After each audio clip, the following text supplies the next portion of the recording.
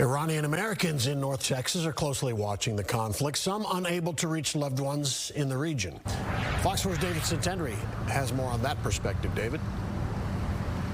Yes, Steve, it's estimated there are about 30,000 Iranian-Americans living here in North Texas. And today I spoke with one who is a leader in the community, and she talks about what brought her to the U.S. a few decades ago. 1 week into war between Iran and Israel, one Iranian-American in North Texas thinks back to the country she left behind in the 1980s. So they arrested me and a few of my friends. They put me in prison. Homaira Hassami says she was arrested at 16 years old for having books discussing women's rights and resistance.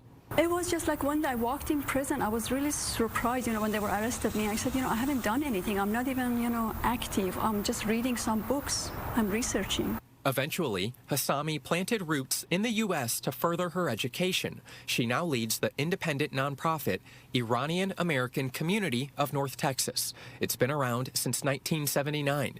Many members, like Hassami, still have loved ones in Iran.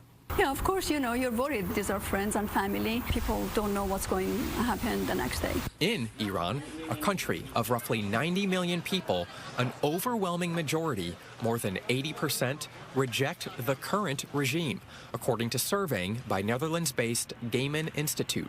A regime change at the forefront of political conversations surrounding Iran's nuclear capabilities. A major question, will the U.S. be involved in forcing a regime change?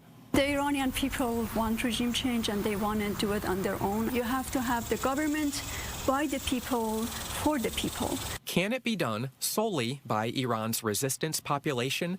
Will it be done?